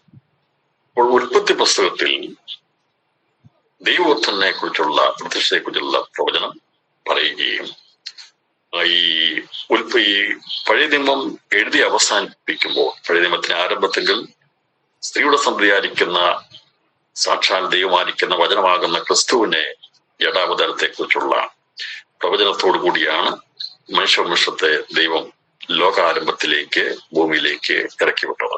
അതിന്റെ അർത്ഥം ലോകാരംഭിച്ചപ്പോൾ ബിഗിനിങ്, അത് പാപാനന്തര ഭൂമിയിൽ ലോക ജീവിതത്തിലേക്ക് മനുഷ്യനെ അന്ന് ദൈവം ഇറക്കി വിടുമ്പോൾ ലോകാവസാനത്തിൽ സംഭവിക്കേണ്ട യേശു ക്രിസ്തുവിന്റെ വരവിനോടുള്ള ബന്ധത്തിൽ സ്ത്രീയുടെ സന്തതിയായി അവൻ ജനിക്കും എന്നുള്ളതിനെ കുറിച്ചുള്ള പ്രവചനമാണ്. പിന്നെ യേശുവിന്റെ പ്രവചനത്തിൽ കന്യക ഗർഭിണിയ ഒരു മകനെ പ്രസവിക്കുന്നു പറഞ്ഞ് ആ പ്രവചനം അത് ആവർത്തിച്ചു. അങ്ങനെ പറഞ്ഞിരിക്കുന്ന പ്രവചനമാണ് ആദ്യത്തെ പ്രവചനം. അത് പഴയ നിയമത്തിന്റെ ആരംഭത്തെങ്കിൽ മനുഷ്യരുടെ ബന്ധത്തിൽ പറഞ്ഞെങ്കിൽ പഴയ നിയമത്തിന്റെ അവസാന പ്രവചനം പ്രവചിച്ചിരിക്കുന്നത് ദൈവത്തിന്റെ പ്രവാചകനായിരിക്കുന്ന യോഹന്നാൻ സ്നാപകനെ കുറിച്ച്. അപ്പോൾ അത്യുന്നതന്റെ പുത്രനായിരിക്കുന്ന ക്രിസ്തുവിനെ കുറിച്ചാണ് ഉൽപ്പത്തി പുസ്തകത്തിൽ ആദ്യമായി പ്രവചിച്ചിരിക്കുന്നതെങ്കിൽ മലാഖിയുടെ പ്രവചനം എഴുതി പഴയ നിയമം അവസാനിപ്പിക്കുന്നത് അത്യുന്നതന്റെ പ്രവാചകനെ കുറിച്ചാകും.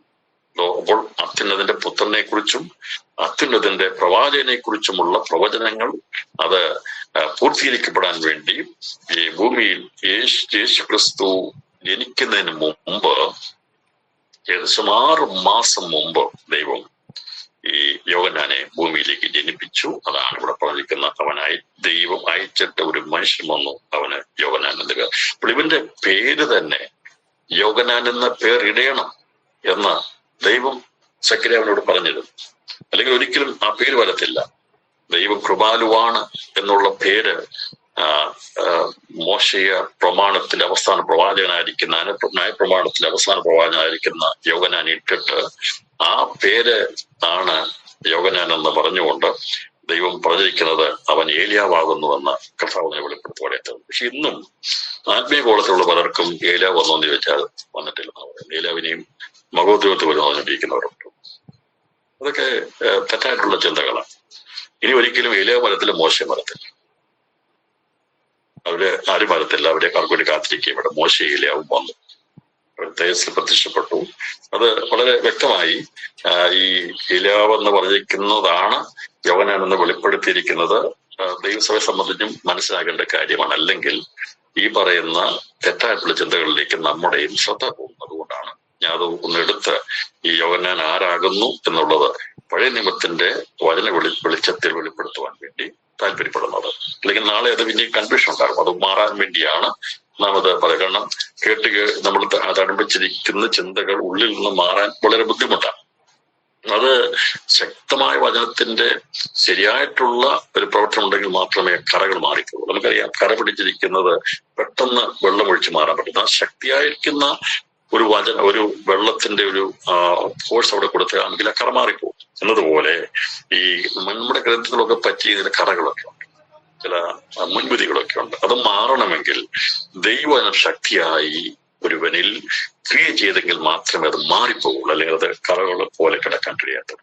ഇവിടെ ഞാനത് തെളിയിക്കാൻ ആഗ്രഹിക്കുന്നത് യോഹന്നാൻ ഏലിയാവായിരുന്നു, യോഹന്നാൻ സ്നാപകൻ ഏലിയാവായിരുന്നു എന്നുള്ളത് പഴയ നിയമത്തിലെ അവസാന പ്രവചനമായിരിക്കുന്ന മലാഖയുടെ പുസ്തകത്തിൽ പറഞ്ഞിരിക്കുന്നതാണ് യോഹന്നാൻ എന്നുള്ളത് യേശു ക്രിസ്തു തന്നെ വെളിപ്പെടുത്താൻ കഴിയാത്തത്. എന്നാൽ കർത്താവ് പറഞ്ഞിട്ട് പോലും അത് മനസ്സിലാക്കേണ്ടവർക്ക് മാത്രമേ മനസ്സിലായുള്ളൂ. കുറച്ചു പേർക്ക് മനസ്സിലായുള്ളൂ, ബാക്കിയവർക്ക് മനസ്സിലായില്ല, ഇന്നും അവർക്ക് മനസ്സിലായിട്ടില്ല.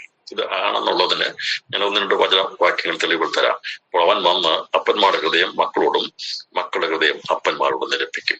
ലൂക്കോസ് സുവിശേഷം 1-ാം അധ്യായം അതിന്റെ 16-17 വാക്യങ്ങൾ വായിക്കുമ്പോൾ ഈ ശുശ്രൂഷയാണ് യോഹന്നാൻ വന്ന് ചെയ്തത്. അപ്പൊ ദൈവത്തിന് വേണ്ടി ദൈവത്തിന് വഴിയൊരുക്കുവാൻ, യേശുക്രിസ്തു വഴിയൊരുക്കുവാൻ വേണ്ടി വന്ന യോഹന്നാൻ ഒരു കൂട്ടം ജനത്തെ മാനസാന്തരത്തിനായിട്ടുള്ള സ്നാനം കഴിപ്പിച്ച് വഴിയൊരുക്കിയിരുന്ന കർത്താവ് വരുമ്പോൾ അവന്റെ സന്ദേശം കേൾക്കാൻ വേണ്ടി ഒരു കൂട്ടം ആൾക്കാരെ ഒരുക്കി നിർത്താൻ വേണ്ടിയാണ് മരുഭൂമി വിളിച്ചു പറയുന്ന അവന്റെ വാക്കാണെന്ന് പറഞ്ഞുകൊണ്ട് യഹൂദാജനത്തോട് ഇസ്രായേലിനോട് അവൻ ശക്തിയായി സംസാരിച്ച് അവന്റെ കൈക്കീഴിൽ സ്നാനപ്പെട്ട ഒരു കൂട്ടം ആൾക്കാരെ മാനസാന്തരപ്പെടുത്തി നിർത്താൻ ഇടയാക്കിയത്. മാനസാന്തരം മാത്രമേ ഉള്ളവർക്ക് പാപമോചനം ലഭിച്ചിരുന്നില്ല.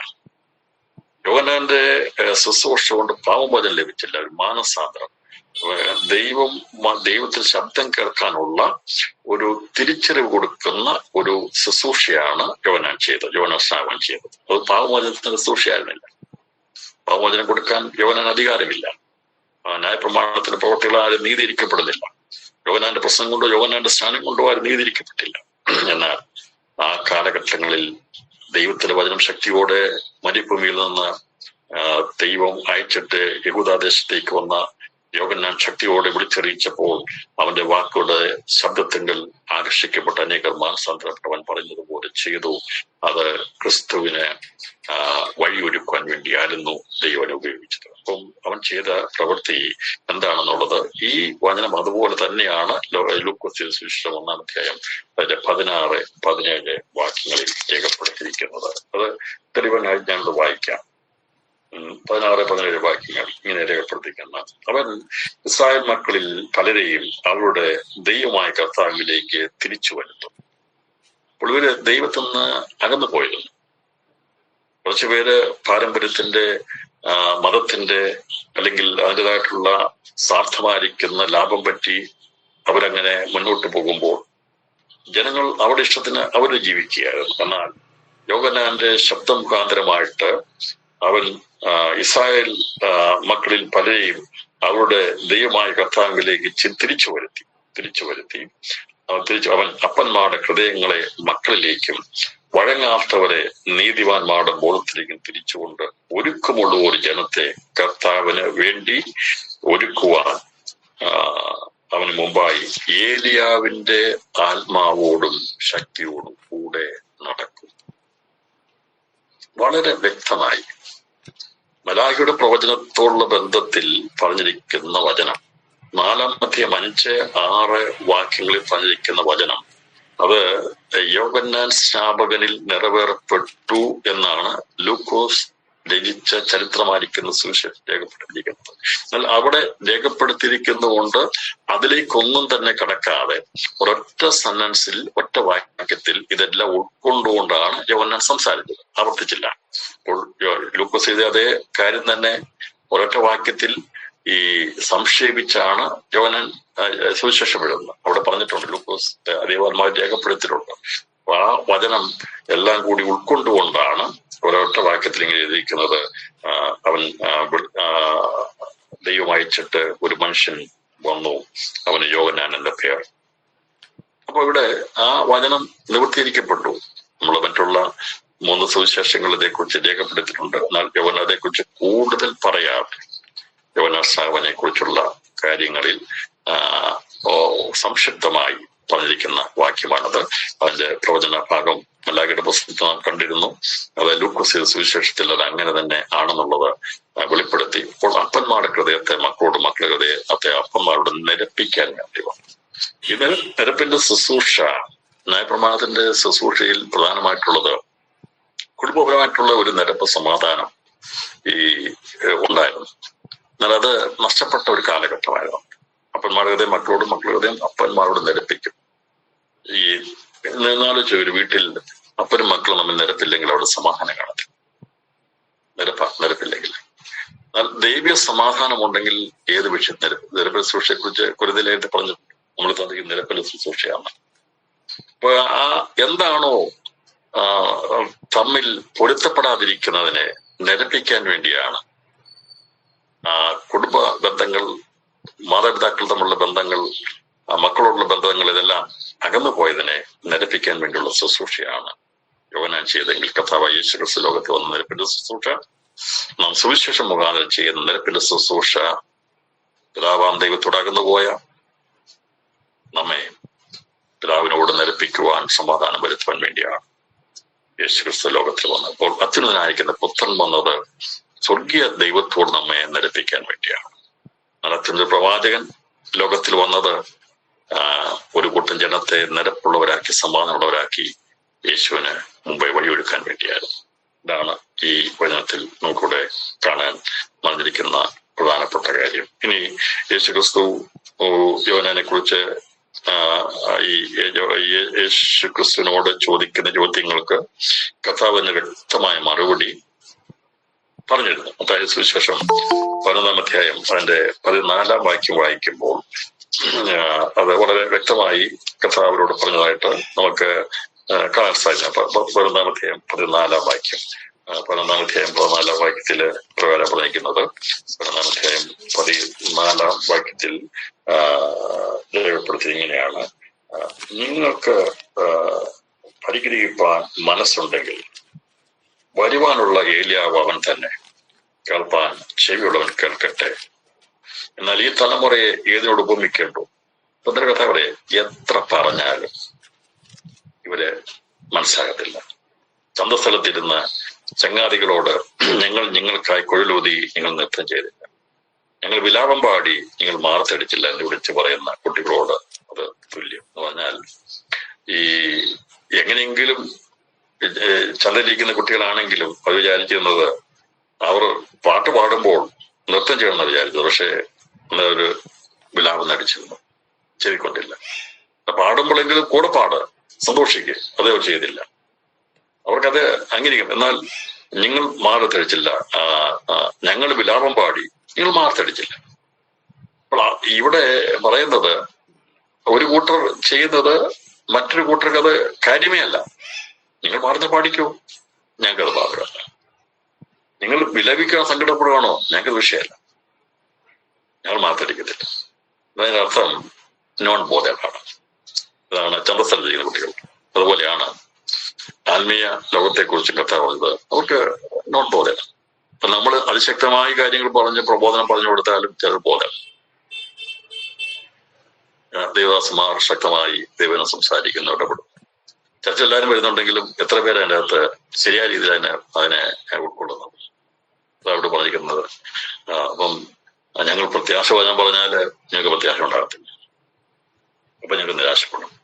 അപ്പൊ നിരാശയുടെ കാര്യങ്ങളെ പറഞ്ഞിട്ട് അത് പ്രസംഗിക്കുകയാണെങ്കിൽ ഇങ്ങനെയാണെന്ന് പറയുമ്പോൾ അത് കേട്ടിട്ട് നിങ്ങൾക്ക് എന്തെങ്കിലും അത് മാറ്റമൊന്നും വരും.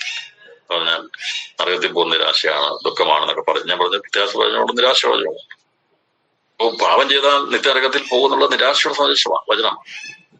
അത് നമുക്ക് പ്രത്യാശ നൽകുന്നതല്ല. അത് പറയാണ്ട് പഠിപ്പിക്കും. അത് പഠിപ്പിക്കുമ്പോഴും ഇതൊന്നും വിഷയമല്ല. നരകത്തിൽ പോകുന്ന പറഞ്ഞാലും പ്രശ്നമല്ല, കഥാനോട് വാടുന്ന പറഞ്ഞാലും പ്രശ്നമല്ല. അതൊന്നും ഞങ്ങളെ ബാധിക്കുന്ന വിഷയമല്ല. അങ്ങനെയാണോ നമ്മുടെ ആത്മീയ ഗുണം? അതാണോ നമ്മുടെ ക്രിസ്ത്യ ജീവിതം? അങ്ങനെയുള്ള അവസ്ഥയിലാണോ? അല്ല. എന്താണ് പറയുന്നത്, പരിശുദ്ധമാവ് എന്താണ് പറയുന്നതെന്ന് ഉൾക്കൊള്ളാനുള്ള ഒരു മനോഭാവം ദൈവമക്കൾക്ക്, ദൈവസഭയ്ക്ക് ഉണ്ടായിരിക്കണം, എനിക്ക് നിങ്ങൾക്ക് ഉണ്ടായിരിക്കണം. എന്നാണ് ഈ കാലഘട്ടത്തിൽ ദൈവം സംസാരിക്കുന്നത്, എന്നാണ് ദൈവനോട് അരുളപ്പാട് അറിയിക്കുന്നത് എന്നുള്ളത് എന്റെ ഇഷ്ടത്തിന് ഞാൻ മൗനമായിട്ടിരിക്കുകയല്ല ചെയ്യേണ്ടത്. എന്റെ ഇഷ്ടത്തിന് വന്നാൽ മാത്രം അതിനോട് ചെയ്യുകയല്ല ചെയ്യേണ്ടത്. കാലത്തിനനുസരിച്ച് ദൈവം സംസാരിക്കുന്ന അനുസരിച്ച് മുന്നേറണം എന്നാണ് കർത്താവ് പറഞ്ഞത്. ഇവിടെ പറയാൻ കാരണം ഗലീലാവിനെ സംബന്ധിച്ചുള്ള സംശയങ്ങളും ഒക്കെ ഒരുപാട് കാര്യങ്ങൾ ഉണ്ടായപ്പോൾ യോഹന്നാനെ തന്നെ യേശുവിൽ ഇടറിപ്പോകാൻ കഴിയാത്ത വന്നപ്പോൾ ഉള്ള കാര്യങ്ങളെ കുറിച്ചാണ് പറഞ്ഞിരിക്കുന്നത്. അതിനുശേഷമായി ഞാൻ എന്റെ ദൂതനെ നിനക്ക് മുമ്പായി അയക്കുന്നു, അവൻ നിന്റെ മുമ്പിൽ നിനക്ക് വഴിയൊരുക്കുന്നത് എഴുതപ്പെട്ടിരിക്കുന്നവൻ അവൻ തന്നെ എന്ന് പറഞ്ഞ വചനങ്ങൾ പറഞ്ഞിട്ട് സ്ത്രീകളിൽ നിന്ന് ചുവരിൽ യോഹന്നാൻ സ്നാപകനേക്കാൾ വലിയവൻ ആരും എഴുന്നേറ്റിട്ടില്ല, സ്വർഗ്ഗരാജ്യത്തിൽ ഏറ്റവും ചെറിയവൻ അവനിലും വലിയവനെന്ന് ഞാൻ സ്ഥിരമായി ഉൾപ്പെടുന്നു. ഞാൻ വായിക്കുന്ന മത്തായി സുവിശേഷം 11-ാം അധ്യായം അതിന്റെ 10 മുതൽ വാക്യങ്ങൾ. യോഹന്നാനെ കുറിച്ച് ദൈവം വെളിപ്പെടുത്തുകയാണ് യോഹന്നാൻ ആരാണെന്നുള്ളത്. അപ്പോൾ ഈ യോഹന്നാനെ കുറിച്ച് പറഞ്ഞിട്ട കാര്യങ്ങൾ അതിലേക്ക് പോകുന്നില്ല. അപ്പൊ ഇതെല്ലാം എടുത്ത് പ്രശ്നിക്കാൻ പോയി നമ്മുടെ പ്രധാന സബ്ജക്ട് മാറിപ്പോകും. അതുകൊണ്ട് ഞാൻ അതിലേക്ക് പോകില്ല. എന്നാൽ യോഹന്നാന്റെ നാളുകൾ മുതൽ ഇന്നേ വരെ സ്വർഗ്ഗരാജ്യത്തെ ബലാത്കാരം ചെയ്യുന്ന ബലാത്കാരികൾ അതിനെ പിടിച്ചടക്കും. സകല പ്രവാചകന്മാരും ന്യായപ്രമാണവും യോഹന്നാൻ വരെ പ്രവചിച്ചു. നിങ്ങൾക്ക് പരിഗ്രഹിപ്പാൻ മനസ്സുണ്ടെങ്കിൽ വരുവാനുള്ള ഏലിയാവ് അവൻ തന്നെ കേൾപ്പാൻ ചെയ്യുക. ഇവരോട് ദൈവം പറയുക, എന്നിട്ട് പറയുകയാണ്, നിങ്ങൾ ഈ ചന്തസ്ഥലത്തിരിക്കുന്ന കുട്ടികളെ പോലെയാണ്. ഞാനിവിടെ എത്ര പറഞ്ഞാലും എല്ലാവരും ഉൾക്കൊള്ളാൻ പറ്റില്ല. അതങ്ങനെ പറഞ്ഞു. നിങ്ങൾക്ക് സന്തോഷം വരാൻ വേണ്ടി പാട്ട് പാടിയാൽ നിങ്ങൾ കൂടെ പാടത്തില്ല. ദുഃഖം വരാൻ വേണ്ടി വിലാപം പാടിയാൽ നിങ്ങൾ മാത്തടിക്കത്തില്ല. എന്നവന് യോജിച്ച് വരത്തില്ല. എന്നിരിക്കുന്ന കുട്ടികൾ അവരുടേതായ ഇഷ്ടത്തിന് വേണ്ടി നിൽക്കുന്നവരാണെന്നുള്ളതാണ് പറഞ്ഞിരിക്കുന്നത്. അതുപോലെയാണ് എന്ന് പറഞ്ഞിട്ട് പറയുകയാണ്, യോഹന്നാൻ തിന്നുകയും കുടിക്കുകയും ചെയ്യാത്തവനായി വന്നു, അവന് ഭൂതമുണ്ടെന്ന് അവർ പറയുന്നു. മനുഷ്യബോധം തിന്നും കുടിച്ചും കൊണ്ടുവന്നു തിന്നിയും കുടിയുമായ മനുഷ്യൻ ചുങ്കക്കാരുടെയും പാകുകളുടെയും സ്നേഹിതൻ എന്നവർ പറയുന്നു. ഞാനും അതിന്റെ പ്രവർത്തികളാണ് നീതി കൊണ്ടിരിക്കുന്നത്. അതാണ് ഇത് എന്ത് ചെയ്താലും അതിന്റെ അതിലെ കുറവ് കുറ്റമേ കണ്ടുപിടിക്കും. അതിനോട് യോജിക്കത്തില്ല, കേൾക്കാൻ മനസ്സില്ല എന്നുള്ളതാണ് അവിടെ പറഞ്ഞിരിക്കുന്നത്. 14-ാം അധ്യായം അതിന്റെ 14-ാം വാക്യത്തിൽ കർത്താവ് പൊതുവെ പറഞ്ഞു. 17-ാം അധ്യായം അതിന്റെ 10 മുതൽ 13 വാക്യങ്ങളിൽ മറുമലയിലെ ദൈവിക മറുമലയിൽ തേജസ്സിൽ കർത്താവ് മുഖം തേജസ്സായി മാറി സൂര്യനെ പോലെ പ്രകാശിച്ച് ന്യായപ്രമാണത്തിന് ആദ്യ പ്രവാചകനും അവസാന പ്രവാചകനും അഥവാ മോശയും ഏലിയാവും പ്രത്യക്ഷപ്പെട്ടപ്പോൾ മോശ പ്രത്യക്ഷപ്പെട്ടു. ഇത് കണ്ടിറങ്ങിയ ശേഷമായിട്ട് ഇവര് മലയിൽ നിറങ്ങുമ്പോൾ യേശുവോട് ഇവർക്ക് സംശയം വരിക. അപ്പം സംശയം വന്നപ്പോൾ അവർ ചോദിച്ച ചോദ്യത്തിന് ഉത്തരമാണ് കർത്താവ് 17-ന്റെ 10 മുതൽ 13 വരെയുള്ള വാക്യം പറഞ്ഞിരിക്കുന്നത്. ശിഷ്യന്മാർ അവനോട്, എന്നാൽ ഏലിയാവ് മുമ്പേ വരേണ്ടത് എന്ന് ശാസ്ത്രിമാർ പറയുന്നത് എന്ന് ചോദിച്ചു. ഇതിനു മുമ്പ് പറഞ്ഞത്. പക്ഷെ ഈ ദർശനം കണ്ടു കഴിഞ്ഞപ്പോഴാണ് ഇവർക്ക് തോന്നി, ഇവ ഞങ്ങൾ മോശയില്ലാതെ കണ്ടു. അപ്പൊ ഈ സമയത്ത് യോഹന്നാൻ മരിച്ചിരുന്നു. അതിനു മുമ്പ് യോഹന്നാൻ മരിക്കപ്പെട്ടിരുന്നു. അതിനുശേഷമാണ് മറുമലയിൽ പ്രത്യക്ഷം. ഇതെല്ലാം വളരെ കൃത്യതയോടെയാണ് ദൈവത്തിൽ രേഖപ്പെടുത്തിയിരിക്കുന്നത്. മോശയിലാവും പ്രത്യക്ഷപ്പെട്ടു. ഇവര് ചോദിക്കുകയാണ്, എന്നാൽ ഏലിയാവ് മുമ്പേ വരേണ്ടതെന്ന് ശാസ്ത്രമാർ പറയുന്നത് എന്ന് ചോദിച്ചു. അതിനവൻ, ഏലിയാവ് വന്നു, സകലവും യഥാസ്ഥാനത്താക്കും സത്യം. എന്നാൽ ഏലിയാവ് വന്നു കഴിഞ്ഞു എന്ന് ഞാൻ നിങ്ങളോട് പറയുന്നു. എങ്കിലും അവർ അവനെ അറിഞ്ഞുകൊള്ളാതെ തങ്ങൾക്ക് തോന്നിയതെല്ലാം അവനോട് ചെയ്തു. അവണ്ണം മനുഷ്യപുത്രനും അവരാൽ കഷ്ടപ്പെടുവാനുണ്ട് എന്ന് ഉത്തരം പറഞ്ഞു. അവൻ യോഹന്നാൻ സ്നാപകനെ കുറിച്ച് തങ്ങളോട് പറഞ്ഞു എന്ന് ശിഷ്യന്മാർ ഗ്രഹിച്ചു. പറഞ്ഞല്ലോ, ഈ ഗ്രഹിക്കേണ്ടവർക്ക് അത് ഗ്രഹിക്കാൻ അവർ ചോദ്യങ്ങൾ ചോദിക്കും. മനസ്സായില്ലല്ലോ എന്ന് ചോദിക്കും. ദൈവത്തോട് ചോദിക്കർത്താവേ, ഞങ്ങളിങ്ങനെ മറുമലയിൽ കണ്ടല്ലോ, മോശയിലെ വന്നു, ഇനി അവർ വരുമോ ചോദിച്ചപ്പോ കഥാ പറഞ്ഞില്ല, വന്നു, ഇനി അവർ വരത്തില്ല, ആ പ്രവചനം പൂർത്തീകരിക്കപ്പെട്ടു. ഒരു കഥ പറഞ്ഞത്, ഈ ഏലിയാവാകുന്ന യോഹന്നാനെ കുറിച്ച് മലാഖയുടെ പ്രവൃത്തിയിൽ പറഞ്ഞിരിക്കുന്ന കാര്യം ന്യായപ്രമാണം പത്രമുള്ളൂ, അത് വായിക്കുന്നവരെല്ലാവരും. പക്ഷെ അത് അവനെ മനസ്സിലാക്കാൻ കഴിയാതെ പോയെങ്കിൽ മനസ്സിലാക്കിയില്ല, അവർക്ക് തിരിച്ചറിയാൻ കഴിഞ്ഞില്ല. എന്താണ് യോഹന്നാന്റെ ശബ്ദം തിരിച്ചറിയാൻ കഴിഞ്ഞില്ല. പ്രവചനം മുഴുവൻ കാണാൻ പിടിച്ചവരായിരുന്നു. പരീശന്മാരും സദൂക്യരും ഈ പ്രമാണികളും എല്ലാവരും വചനം കാണാതെ ഉരുവിടുന്നവരാ, കാണാതെ പഠിച്ചു വെക്കുന്നവരാ. പക്ഷേ അതിൽ മറഞ്ഞിരിക്കുന്ന ആശയം, അതിന്റെ മർമ്മം സമയാസമയങ്ങൾ ഗ്രഹിച്ചെടുക്കാൻ കഴിയാത്തവരായിരുന്നു അന്നത്തെ യഹൂദ മേധാവിത്വം, അന്നത്തെ ആത്മീയ ലോകം. അതുകൊണ്ടാണ് ഈ മലാഖയുടെ പ്രവചനത്തിൽ പറയുന്ന ഏലിയാവ് വന്നിട്ട് യോഹന്നാനാണ് ഗ്രഹിക്കാൻ കഴിയാതെ പോയത്. അവർ വിചാരിച്ച് ഏലിയാവ് എന്ന പേരിൽ തന്നെ വരണം, അങ്ങനെ കടപ്പിടുത്തം പിടിച്ചോണ്ടിരുന്നു. അങ്ങനെ വിചാരിച്ചു അങ്ങനെ തന്നെ വരണം.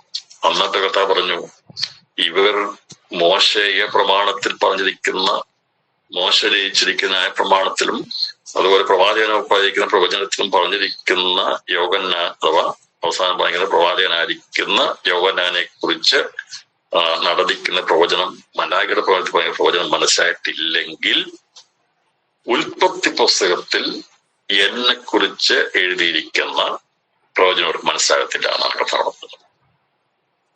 അതുകൊണ്ടാണ് പറയുന്നത്, എങ്കിലും അവർ അവനെ അറിഞ്ഞുകൊള്ളാതെ തങ്ങൾക്ക് തോന്നിയതെല്ലാം അവനോട് ചെയ്തു. അപ്പോൾ മലാഖയുടെ പ്രവചനത്തിൽ പറഞ്ഞിരിക്കുന്ന ഏലിയാവാകുന്ന യോഹന്നാനെ തിരിച്ചറിയാത്തവർ അവനോട് ചെയ്തതുപോലെ തന്നെ എന്ത് ചെയ്യും? എന്നോട് ചെയ്യും. ഈ പ്രവചനം മനസ്സിലായിട്ടില്ലെങ്കിൽ ആദ്യത്തെ പ്രവചനം എങ്ങനെ മനസ്സിലാകും? അപ്പോൾ അത്യുന്നൊരു പ്രവാചനെ കുറിച്ച് പറഞ്ഞിരിക്കുന്ന പ്രവചനം മനസ്സിലാകാത്ത യഹൂദ ജനത്തിന് മറ്റുള്ളവർക്ക് മനസ്സിലാകത്തില്ല, ഇന്നും മനസ്സിലാകത്തില്ല. എന്നാൽ കഥ പറഞ്ഞു അവർക്കത് മനസ്സിലാകാത്തതുകൊണ്ട് അത്യുന്നൊരു പുത്രനായിരിക്കുന്ന ക്രിസ്തുവിനെ കുറിച്ച്, സ്ത്രീയുടെ സന്തതിയെ കുറിച്ച് പറഞ്ഞിരിക്കുന്നത് ഇവർക്ക് മനസ്സിലാകത്തില്ല. അതുകൊണ്ടാണ് കഥ പറഞ്ഞ മനുഷ്യപുത്രൻ അവരാൽ ഫലം സഹിക്കേണ്ടതുണ്ടെന്ന് പറഞ്ഞിരിക്കുന്നത്. അപ്പോൾ ഈ ഇവിടെ പറഞ്ഞിരിക്കുന്ന ഏലിയാവ്, മലാഖയുടെ പ്രവചനത്തിൽ പറഞ്ഞിരിക്കുന്ന ഏലിയാവ് ആരായിരുന്നു എന്നുള്ളത്, ദൈവം അയച്ച ഒരു പുരുഷൻ വന്നു, അവന് യോഹന്നാൻ എന്ന പേരെന്ന് പറയുമ്പോൾ പഴയ നിയമപ്രകാരം അവന്റെ പേര് ഏലിയാവെന്നായിരുന്നു. അപ്പോൾ ആ ഏലിയാവായിരുന്ന ഏലിയാവായിരുന്നു യോഹന്നാൻ എന്ന പേരിൽ ലോകത്തിൽ വന്നത്. ഒരിക്കലും അതിലേക്ക് കടന്നു പോകാൻ ആഗ്രഹിക്കുന്നില്ല. ഏലിയാവിന്റെ ആത്മാവുടെ ശക്തിയോടും കൂടി വന്നു പോലെ അത് പിന്നീട് കൂടുതൽ സംശയം കുറവാക്കി, പിന്നീട് അത് കൂടുതൽ ചിന്തകളിലേക്ക് പോകേണ്ടതുണ്ട്. അതിലേക്ക് പോകാൻ ആഗ്രഹിക്കുന്നില്ല. ഏലിയാവ് ആരായിരുന്നു എന്നുള്ളതിനെ കുറിച്ച് വേണ്ടവർക്ക് അതേക്കുറിച്ച് രേഖപ്പെടുത്തിക്കുന്ന പുസ്തകങ്ങൾ വായിക്കാൻ, മുമ്പ് എഴുതിക്കുന്ന പുസ്തകങ്ങളൊക്കെ രേഖപ്പെടുത്തി. ഞാനത് ഇപ്പോൾ എല്ലാം കൂടി പറഞ്ഞാൽ നമ്മുടെ പഠനം മുമ്പോട്ട് പോകാത്തതിലേക്ക് പോകാൻ ആഗ്രഹിക്കുന്നത്. ഇതെല്ലാം ഇന്റർ റിലേറ്റഡാണ്, കണക്റ്റഡാണ്. ഒന്ന് പറഞ്ഞു വരുമ്പോഴത്തെ അതിന്റെ ബാക്കിയുള്ളതെല്ലാം അതിനോട് ബന്ധപ്പെട്ട് പോകുമ്പോൾ ഇതെല്ലാം പറഞ്ഞു പോകുന്നതുകൊണ്ട് അതെല്ലാം ഞാൻ ഇപ്പോൾ ഇതിനോട് ബന്ധമായി പറയാൻ ആഗ്രഹിക്കുന്നില്ല. അത് താല്പര്യമുള്ളവർക്ക് ഇതിനു മുമ്പ് എഴുതിയിരിക്കുന്ന പുസ്തകങ്ങൾ വായിക്കാവുന്നതാണ്. ഇവിടെ പറഞ്ഞിരിക്കുന്നത്, ഒരു മനുഷ്യൻ വന്നു, അവന് യോഹന്നാൻ എന്ന പേർ. അവൻ സാക്ഷ്യത്തിനായി താൻ മുഖാന്തരം എല്ലാവരും വിശ്വസിക്കേണ്ടതിന് വെളിച്ചത്തെക്കുറിച്ച് സാക്ഷ്യം പറവാൻ തന്നെ വന്നു. വെളിച്ചത്തെക്കുറിച്ച് സാക്ഷ്യം പറവാൻ ആണ്, യേശുവിനെ കുറിച്ച്, വചനമത്തെക്കുറിച്ച് സാക്ഷ്യം പറവാനാണ് അവൻ വന്നത്. അവൻ വെളിച്ചമായിരുന്നില്ല, വെളിച്ചത്തിന് സാക്ഷ്യം പറയേണ്ടുന്നവൻ അത്രേ. യോഹന്നാൻ സ്നാപകൻ വെളിച്ചമായിരുന്നില്ല. ഇവിടെ സന്ദേശം, ഇവിടെ ശബ്ദം, ഇവന്റെ ഇടപെടലെല്ലാം കണ്ടപ്പോൾ മറ്റൊരു വിചാരിച്ചു, വലിയൊരു മാറ്റം, ഇത്ര ശബ്ദം കേൾക്കുന്നല്ലോ. അതാരായിരിക്കാം? അവർ പ്രതീക്ഷിച്ചിരിക്കുന്നത് 3 വ്യക്തികളെയാണ്. യുവതജനം ഇന്നും പ്രതീക്ഷിക്കുന്നത് 3 ആൾക്കാരെയാണ്, 3 വ്യക്തികളെയാണ്. 1 ക്രിസ്തു, 2 പ്രവാചകൻ, 3 ഏലിയാവ്. അത് അവരുടെ ചോദ്യത്തിനാണ്. അതിന്റെ 1-ാം അധ്യായം 19 വായിക്കുമ്പോൾ, നീ ആരെന്ന യോഹന്നാനോട് ചോദിച്ചേണ്ടത് യഹൂദന്മാർ യെരൂശലേമിൽ നിന്ന് പുരോഹിതന്മാരെയും 3 കാര്യങ്ങൾ. 1 ക്രിസ്തു, അല്ലെങ്കിൽ ആ പ്രവാചകൻ, അല്ലെങ്കിൽ ഏലിയാവ്. ഇത്രയും വായിച്ചപ്പോൾ അവർക്ക് മനസ്സിലായിട്ടുണ്ട് ക്രിസ്തു വഴി വന്നത്. എന്നെ പോലെ പ്രവാചകനെ നിങ്ങളുടെ ഇടയിൽ എഴുന്നേൽപ്പിക്കുന്ന, മോശ പാലിക്കുന്ന, അർത്ഥം പറയുന്നത് അതേപോലെ പ്രവാചകൻ വരുമെന്നറിയാം. അതുപോലെ തന്നെ ഏലിയാവ് വരുമെന്നറിയാം. ഇതെല്ലാം ബുദ്ധിപരമായ പഠനം ഇവർക്കുണ്ട്. നമ്മളെക്കാൾ കൂടുതൽ ബുദ്ധിപരമായി വചനം പഠിക്കുന്ന അനേകരുണ്ട്, അനേക വിഭാഗത്തിൽപ്പെട്ടവരുണ്ട്, ബുദ്ധിപരമായി വചനം സംസാരിക്കുന്നവരുണ്ട്. പ്രിയപ്പെട്ടവരെ, ബുദ്ധിപരമായിട്ടുള്ള പഠനത്തിൽ നിന്ന് ആത്മീയ മർമ്മം മനസ്സിലാകത്തില്ല. അതുകൊണ്ടാണ് അവർക്ക് തിരിച്ചറിയാൻ കഴിയാത്തത്. ഈ യഹൂദന്മാര് ആത്മീയമായിട്ടുള്ള വശമല്ല എന്ന് മനസ്സിലാക്കുന്നവർ മനസ്സിലാക്കാത്തവർ, അവരെപ്പോഴും അതിന്റെ അക്ഷരികമായിട്ടുള്ള അതേ രീതിയിലുള്ള അർത്ഥം നോക്കി നിൽക്കുന്നതോട് അവർക്ക് മനസ്സിലാക്കാൻ കഴിയാതെ പോയി. ദൈവപ്രവൃത്തി അങ്ങനെയാകുണ്ടോ? നമ്മൾ ഉദ്ദേശിക്കുന്ന പോലെയല്ല ദൈവത്തിന്റെ പ്രവൃത്തി. അത് നിറവേണ്ട സമയത്തോളം കഴിയുന്ന നിറവേറപ്പെട്ടുകൊണ്ടാണ് ഇരിക്കുന്നത്. അപ്പോൾ അവൻ വെളിച്ചമായിരുന്നില്ല, വെളിച്ചത്തിന് സാക്ഷ്യം പറയേണ്ടതിനത്രേ. ഏത് മനുഷ്യനെയും പ്രകാശിപ്പിക്കുന്ന സത്യ വെളിച്ചം ലോകത്തിലേക്ക് വന്നുകൂട്ടി. ഏത് മനുഷ്യനെയും പ്രകാശിപ്പിക്കുന്ന സത്യ വെളിച്ചം ലോകത്തിലേക്ക് വന്നുകൊണ്ടിരുന്നു. അപ്പോൾ യേശുക്രിസ്തു എപ്പോഴാണ് ശുശ്രൂഷ ആരംഭിച്ചത് എന്നുള്ളത് നമുക്ക് ദൈവത്തിൽ നിന്ന് കാണാൻ സാധിക്കുന്നത്, യോഹന്നാന്റെ കാലം അവസാനിക്കാറായപ്പോഴാണ് യേശു തന്റെ ശുശ്രൂഷ ആരംഭിച്ചത്. യോഹന്നാന്റെ ജീവകാലം തികവാറായപ്പോഴാണ് കർത്താവ് തന്റെ ശുശ്രൂഷ ആരംഭിക്കുന്നത്. യോഹന്നാന്റെ ശുശ്രൂഷ വളരെ കൊച്ചു സമയമുണ്ടായിരുന്നു. അവന്റെ കാലം തീരാറാകുന്ന സമയത്താണ് ഈ യേശുക്രിസ്തു തന്റെ ശുശ്രൂഷ ആരംഭിക്കുന്നതെന്ന് പ്രവൃത്തിയിൽ പൗലോസ് വളരെ ശക്തമായ രീതിയിൽ രേഖപ്പെടുത്തിയിട്ടുണ്ട്. നമ്മളത് പിന്നീട് അതേക്കുറിച്ച് ചിന്തിക്കുന്നതായിരുന്നു. അപ്പോൾ ഒരു കാലം തീരുന്നു, ന്യായപ്രമാണ കാലം തീരുന്നു, പുതിയ നിയമം ആരംഭിക്കുവാൻ വേണ്ടിയുള്ള കാലം. ആ സത്യ വെളിച്ചമാകുന്ന ലോകത്തിലേക്ക് വന്നുകൊണ്ടതിന്റെ അർത്ഥം യേശുക്രിസ്തു യോഹന്നാന്റെ കൈക്കീഴിൽ സ്ഥാനപ്പെടാൻ വേണ്ടി വന്നുകൊണ്ടിരിക്കുന്നതിനെ കുറിച്ചാണ് അവിടെ രേഖപ്പെടുത്തിയിരിക്കുന്ന ഭാഗമാണ്. അതാണ് കോണ്ടക്സ്റ്റ്, സന്ദർഭമാണ്. ഏത് മനുഷ്യനെയും പ്രകാശിപ്പിച്ച് സത്യ വെളിച്ചം ലോകത്തിലേക്ക് വന്നുകൊണ്ടിരിക്കുന്നു. അവൻ ലോകത്തിൽ ഉണ്ടായിരുന്നു, ലോകം അവൻ മുഖാന്തരം ഉളവായി, ലോകമോ അവനെ അറിഞ്ഞില്ല. അതെ, ലോകത്തിന് അറിയാൻ കഴിയാത്തതിനെ ദൈവം അവർക്ക് അറിയാൻ കഴിയും. ലോകത്തിൽ ഉണ്ടായിരുന്നു വചനം, ലോകത്തിൽ എല്ലാം സൃഷ്ടിക്കപ്പെട്ടത് വചനത്താൽ. ക്രിസ്തുവിനെ അറിയാത്തവരെന്നും അനേകരുണ്ടെങ്കിലും അവർ ജീവിക്കുന്ന ഭൂമി സൃഷ്ടിക്കപ്പെട്ടത് ദൈവവചനമാണ്, ക്രിസ്തുവിനാൽ. ഒരു ഗ്ലാസ് വെള്ളമെടുത്ത് കുടിക്കുമ്പോൾ യേശുവിനെ അറിയാത്തവർ ഓർത്തുകൊള്ളുക, അത് വെള്ളം ഉളവാക്കിയത് വചനമാകുന്ന ക്രിസ്തുവാണ്. ദിനരാത്രങ്ങൾ ഉണ്ടാകുന്ന കാണുമ്പോൾ യേശുവിനെ അറിയാത്തവർ ഓർത്തുകൊള്ളുക, ഇതിന് പിമ്പിൽ സൃഷ്ടിയുടെ കരം മറിഞ്ഞിരിക്കുന്ന ക്രിസ്തുവിന്റെ വചനമാണ്. അങ്ങനെ സകലത്തിന്റെയും അവനെ അറിഞ്ഞില്ല, ലോകത്തിൽ ഉണ്ടായിരുന്നു, ലോകം അവനെ അറിഞ്ഞില്ല എന്നതിന്റെ അർത്ഥം മനുഷ്യൻ ഉളവായതും പ്രപഞ്ചമുളവായതും ഇന്ന് കാണുന്നത് നശ്വരമാകട്ടെ അനശ്വരമാകട്ടെ ഏതുമാകട്ടെ ദൃശ്യമാകട്ടെ എല്ലാം എന്തുമാണെങ്കിലും അർത്ഥങ്ങളാകട്ടെ വാഴ്ചകളാകട്ടെ എല്ലാം അവന് മുഖാന്തരമാണ് ഉളവായത്. അവനെ കൂടാതെ ഒന്നും ഉളവായിട്ടില്ല എന്നാണ് ദൈവത്തിൽ രേഖപ്പെടുത്തിയിരിക്കുന്നത്. പിന്നെ പറഞ്ഞല്ലോ, യേശുവിനെ പലർക്കും അറിയത്തില്ല. നമ്മൾ ചോദിക്കുമ്പോൾ പറയും, ഇന്നും നമ്മുടെ രാജ്യത്തും അനേകർക്ക് യേശുവിനെ അറിയത്തില്ല. നാം ദിവസിക്കുന്ന പല സ്ഥലങ്ങളിലും യേശുവിനെ അറിയത്തില്ല. പലർക്കും യേശു എന്നുള്ളത് പേര് മാത്രമേ അറിയത്തില്ല, എന്നാൽ ക്രിസ്തു ആരാണെന്ന് അറിയത്തില്ല. യേശു ആരാണ്? നാം രക്ഷിതാവാണെന്ന് പറയുമ്പോൾ അതിനപ്പുറമായി ഇന്ന് രാത്രി പരിശ്രമം പറയുക, അവൻ മുഖാന്തരമാണ് സകലമുളവായത്.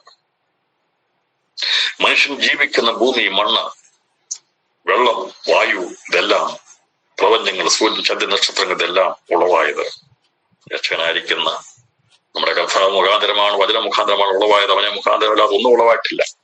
യേശുവിനെ അറിയത്തില്ലെങ്കിലും അവർ താമസിക്കുന്ന, യേശു അറിയാത്തവർ അറിയത്തില്ല എന്ന് പറയുന്ന താമസിക്കുന്ന ഭൂമി പറയും, ഞങ്ങൾക്കറിയാം യേശുവിനെ, വചനമാൻ ദൈവത്തെ ഞങ്ങൾക്കറിയാം.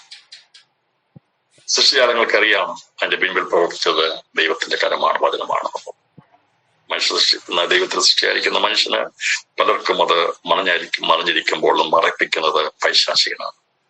ദൈവത്തെ മറയ്ക്കുന്ന കെരൂബായിരുന്നു ലൂസിഫർ. അവൻ എന്നും ദൈവത്തെ മറച്ചുകൊണ്ടിരിക്കുന്നു, സത്യവചനത്തെ മറച്ചുകൊണ്ടിരിക്കുന്നു.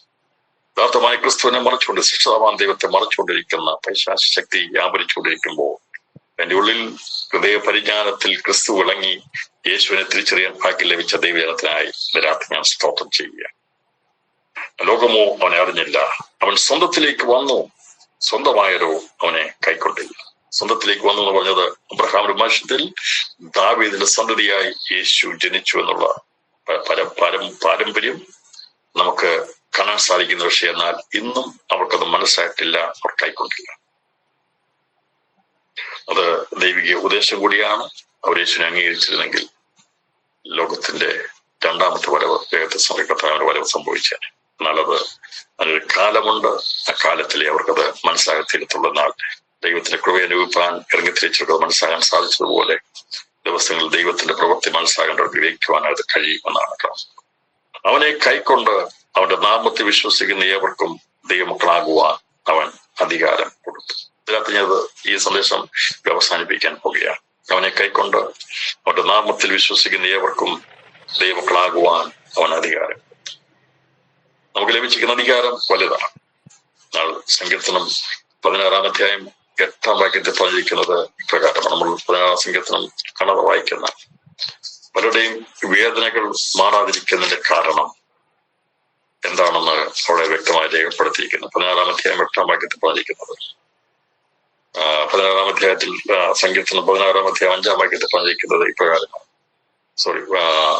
അതിന്റെ 4-ാം വാക്യം, അന്യദേവനെ കൈക്കൊള്ളുന്നവരുടെ വേദനകൾ വർദ്ധിക്കും. അവിടെ രക്ത പാനീയ ബലികളെ ഞാൻ അർപ്പിക്കുകയില്ല, അവിടെ നാമങ്ങൾ എന്റെ നാമമേൽ ഇടിക്കുകയുമില്ല. അന്യദേവനെ കൈക്കൊള്ളുന്നവരുടെ വേദനകൾ വർദ്ധിക്കും. ഒരുപക്ഷെ ഇവിടെ വേദന കാണത്തില്ലായിരിക്കാം, അന്യദൈവങ്ങളെ ആരാധിക്കുന്നവർക്ക് ഇവിടെ വേദന കാണത്തില്ലായിരിക്കാം. ഇവിടെ സന്തോഷമായി ജീവിക്കുന്നത്. അതുകൊണ്ട് വിചാരിക്കും ഞങ്ങൾക്കൊരു കുഴപ്പവുമില്ലല്ലോ. പ്രാർത്ഥിക്കുന്നവർക്കാണല്ലോ പ്രശ്നങ്ങളും വേദനകളും ഒക്കെ. നീ വിട്ടുപോയത് കൊണ്ട് നിനക്ക് വേദന എന്നൊക്കെ പറയും. പക്ഷെ ഒരു കാര്യം കൊണ്ട് കൊണ്ടു, ഇവിടെ ഇച്ചിരി കഷ്ടതയും വേദന സഹിച്ചാലും ഞങ്ങൾക്ക് സാരമില്ല. നിത്യതയിൽ നരകത്തിൽ ഒരു വേദനയുണ്ട്, എന്നേക്കുള്ള വേദനയുണ്ട്. ആ നിത്യ വേദനയിൽ നിന്ന്, ആ നാശത്തിൽ നിന്നാണ് സത്യദൈവത്തെ കൈക്കൊണ്ടത് മുഖാന്തരമായി നമുക്ക് ഭാഗ്യം ലഭിച്ചത്. ലോകത്തിൽ അതറിയത്തില്ല. ലോകത്തിലെ ജീവിതത്തിന് ഇതെല്ലാം കുഴപ്പമില്ലാത്തവർ. എന്നാൽ ധനവാനായിരിക്കുന്നവന്റെ കാര്യം ദൈവം പറഞ്ഞു അവൻ പറയും, ഞാൻ ഇവിടെ കിടന്ന് യാതന അനുഭവിക്കുക.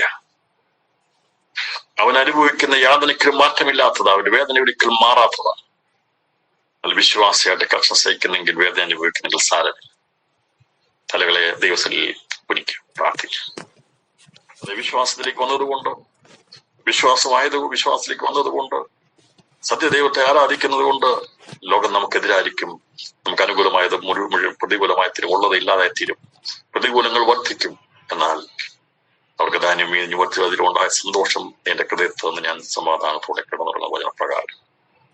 അന്യദേവനെ കൈക്കൊള്ളുന്നവർ ലോകത്തിൽ ഒരുപക്ഷെ സുഖലോലുപരായി ജീവിക്കുമ്പോൾ അവർക്ക് സത്യവചനമായിരിക്കുന്ന ക്രിസ്തുവിനെ അംഗീകരിക്കാൻ കഴിയും. ഒരുപക്ഷെ സുവിശേഷം അറിയിക്കുന്നതിനെ നോക്കുമ്പോൾ അവർ ചിന്തിക്കുമ്പോൾ ഇവന്റെ കുടുംബത്തിലാണോ ദൈവം ഉണ്ടെന്നുള്ള ചിന്ത വരും.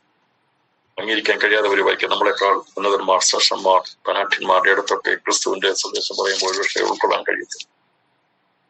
അവർ വിചാരിക്കും ഞങ്ങളുടെ ആരാധന കൊണ്ട്, ഞങ്ങളുടെ ഇതുകൊണ്ട് ഞങ്ങൾക്കത് മതി എന്നുള്ള ചിന്തയിൽ അവരതിനെ നിരാകരിച്ചു കളയും. പക്ഷേ വേദന വർദ്ധിക്കും, കൊട്ടവും.